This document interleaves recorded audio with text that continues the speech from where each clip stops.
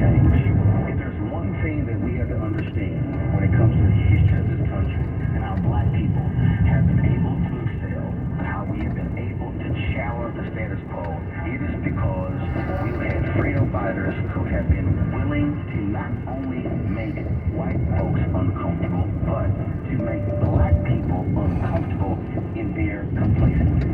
When you talk about Harriet Tubman, George Truth, when you talk about Fannie Lou Hamer, when you talk about Dr. King, when you talk about Amy Randolph, the list, we can go on and on. We can name all of these folks who have contributed to the cause. It is because they have been willing to challenge America, challenge white America, but to challenge black America.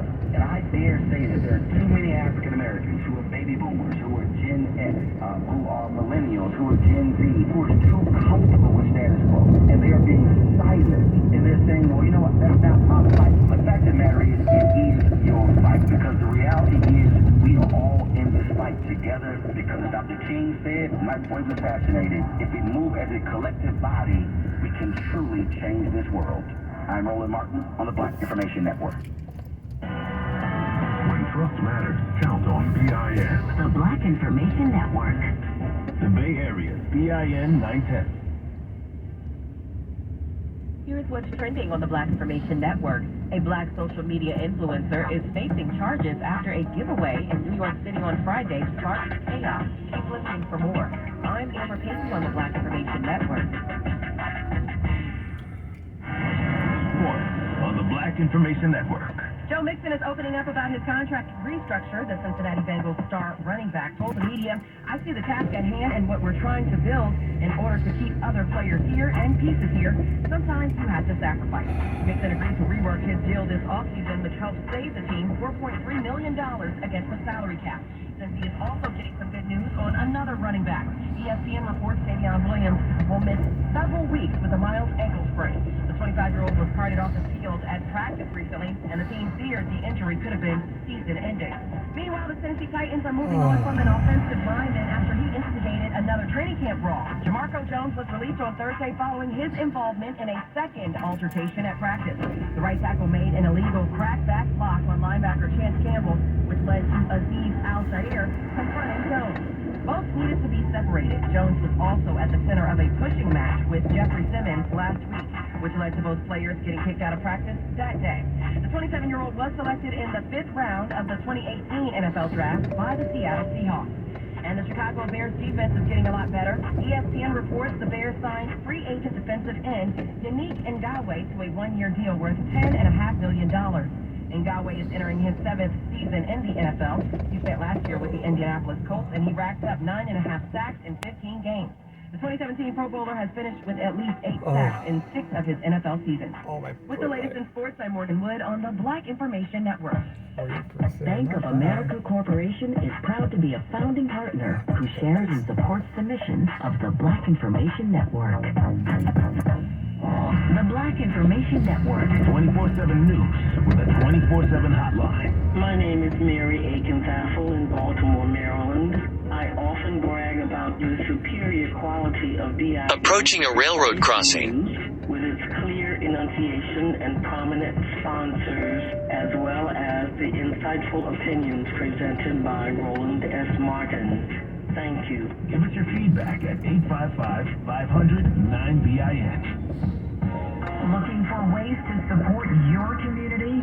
The United Negro College Fund is one of the nation's leading advocates for the importance of minority education and community engagement. Lend your support at UNCF.org. Our news, wherever you are. Tell your smart device to play the Black Information Network station on iHeartRadio.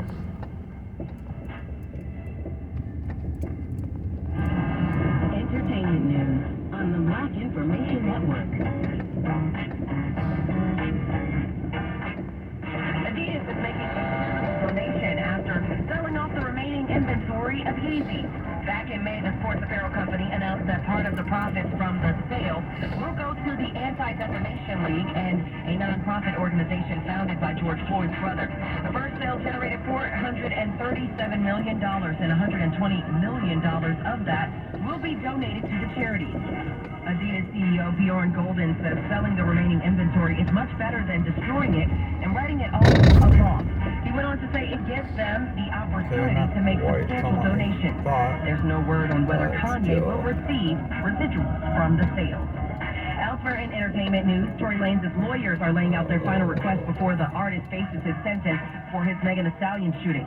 They want the rapper to be released from jail so he can be admitted into a substance abuse program instead of carrying out his sentence. Tory's defense lawyers filed a 41-page memo that shows doubt over the evidence that found him guilty, and they say the rapper's psychological, physical, and childhood trauma was a factor in the offense. If a judge doesn't consider the plea deal to have Tory released on probation, they're asking for a 3-year sentence instead of 13 years.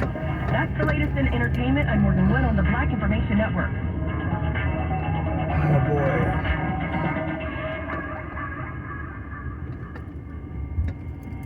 Yeah, there needs to be a lit sign. This is your but finances on the also BIN network. like that. Personal finance can be complicated, and if you aren't sure what you're doing, costly for your savings. There are a lot of books out there that might help, but it's important to read books written by experts that understand the particular challenges posed to the black man and woman.